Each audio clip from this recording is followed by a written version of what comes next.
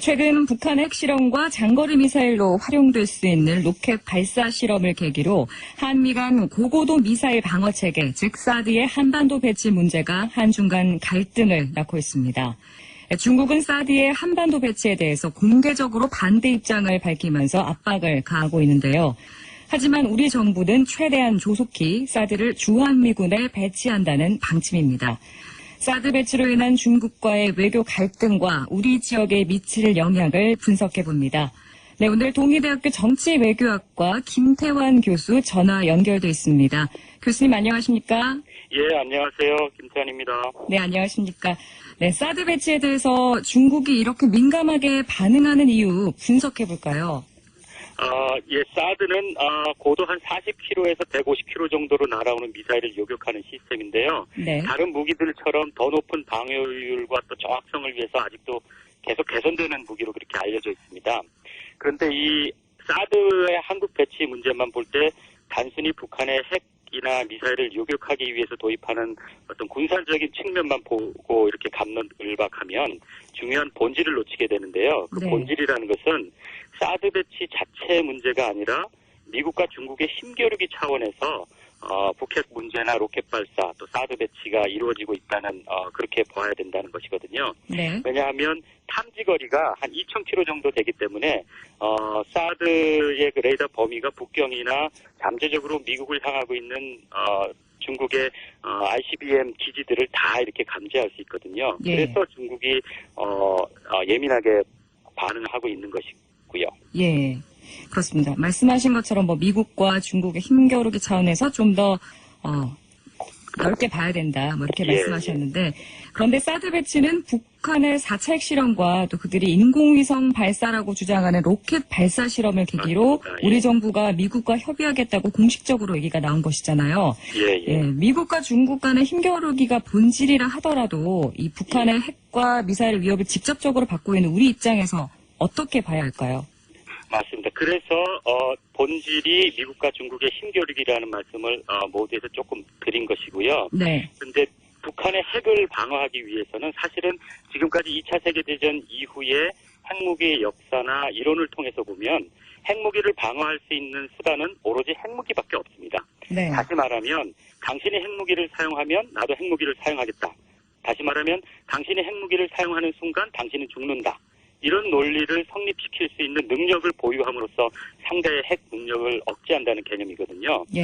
그런데 우리가 핵무장하는 것을 미국이나 중국도 원하지 않거든요. 주요 핵 강대국들이. 그래서 미국이 불편하게 번거롭게 한국이 직접 핵무기를 가질 필요가 없다. 왜냐하면 우리가 핵 우산을 제공해 줄 것이다 하고 약속하는 거고, 네. 우리는 그 핵 우산을 믿고 안심하는 거고요.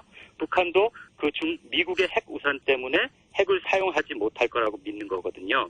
그런데 4차 핵실험 때문에 또 이런 로켓 발사 때문에 심리적인 충격이 너무 커서 그것에 대한 핵 우산에 대한 그런 지속적인 약속에도 불구하고 불안이 커졌다는 것이거든요. 네. 미국에 대해서 좀 의심의 눈치를 과연 우리를 보호해 줄 것인가, 핵 우산이. 그리고 중국에 대해서는 연말에 박근혜 대통령이 주요 우방국들의 눈총과 우려를 무릅쓰고 북경까지 달려가서 전승기념 군사 퍼레이드도 같이 보고 이렇게 함으로써 중국과 시진핑의 위상을 체면을 많이 세워줬는데, 이렇게 4차 핵실험처럼 중대한 도발을 맞닥뜨렸을 때 중국이 우리가 생각하는 기대에 못 미치게 또 모호한 대북 행태를 보이니까 좀 서운한 그런 마음이 컸을 거라고 생각하고요. 네. 그것이 전격적으로 사드 배치를 우리 정부가 언급하고 나온 것이 아니냐, 이렇게 저는 생각을 합니다. 그렇기 때문에 우리는 사드 배치 자체가 목적이 아니라 이것을 레버리지로 해서 중국을 좀 더 설득해서 지속적으로 우리와 함께 대북 제재에 적극적으로 나설 수 있도록 그런 쪽으로 목적을 우리가 두어야 될 거라고 생각을 합니다. 결국 북한의 핵실험과 미사일 발사에 중국이 좀 더 적극적으로 제재에 나서달라는 요청으로 분석하시는 거군요. 그렇죠. 예. 근데 그동안 여러 차례 한미일이 대북 제재안 결의를 했지만 이 실질적인 칼자루를 줬다고 할 수 있는 중국이 비협조로 큰 효과를 보지 못했습니다. 실제로 사드 배치가 군사적인 목적보다는 이 대북 제재에 중국도 좀 동참해달라 이런 네네. 압박용 카드가 아니냐는 지적이 있는데요. 여기에 대해서는 어떻게 보십니까?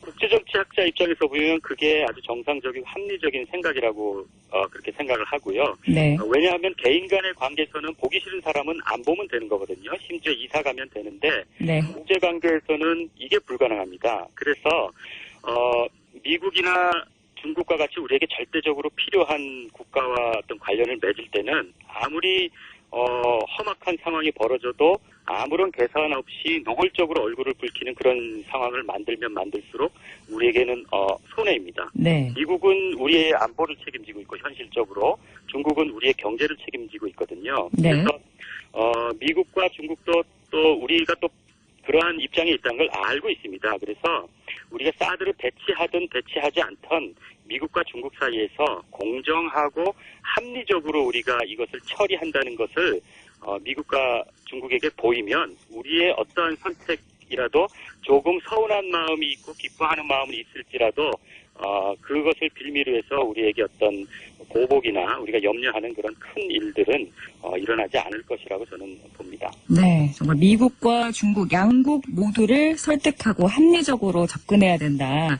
이렇게 말씀하셨는데 쉽지 않죠. 쉽지가 않습니다. 그렇습니다. 최근 그런데 미국이 역대 최고 강도의 대북 제재 법안을 통과시켰습니다. 특히 세컨더리 보이콧 조항이 눈길을 끌었는데 어떤 내용을 담고 있는지 또 이 대북 제재안이 북한뿐 아니라 중국 기업들에게 어떤 영향을 미칠지도 궁금하네요.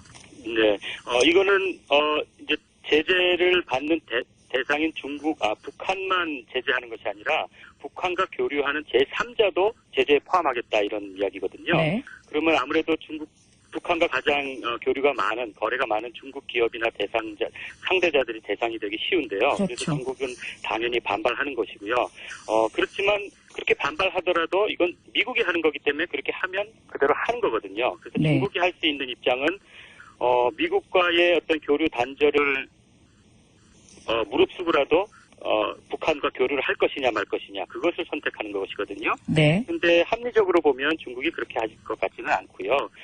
그리고 또 실제로 얼마 전에 제가 뉴스를 들은 것 같은데 신의주하고 마주 보이는 중국 단동 지역에서 중국의 주요 은행들이 벌써 북한과의 송금이나 계좌 거래를 정지시켰다는 그런 보도를 제가 들었어요. 네. 근데 이거는 미국이 대북 제재안을 통과시키기 이전에 이루어진 거거든요. 그래서 제가 볼 때는 우리 눈으로 볼 때는 좀 성에 차지 않지만 중국 나름대로 자기들 나름대로 북한에 압력을 가하고 있는 것이 아닌가. 물론 네. 그 속도와 정도는 우리 기대에 못 미치지만 말이죠. 그렇게 생각을 하고 있습니다. 네.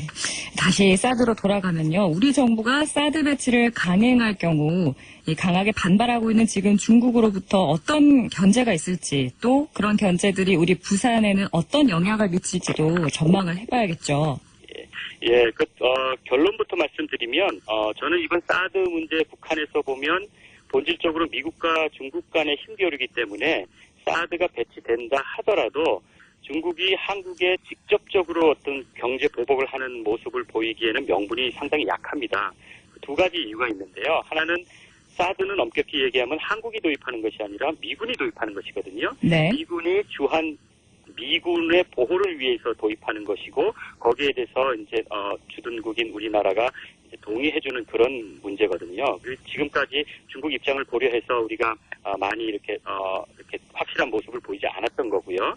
그리고 둘째로는 한중 FTA가 벌써 발효돼 있거든요. 네. 한중 FTA는 한미 FTA랑 달라서 상당히 일사천리로 진행됐습니다. 그는 시진핑 주석과 박근혜 대통령 간의 어떤 신뢰를 바탕으로 한 적극적인 노력 때문이라고 생각하는데요.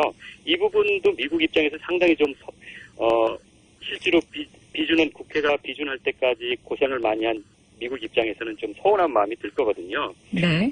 그래서 이런 막 발효한 한중 FTA에 대해서도 역행하는 것이고 만일 어떤 경제적인 보복 조치를 한국에 대해서 취한다면 그래서 상식적으로 생각하면 어떤 제스처 차원에서는 있을 수 있지만 실질적으로 어떤 타격을 입는 경제 조치는 취하기 쉽지 않겠다. 그런 생각을 하고 있습니다. 네.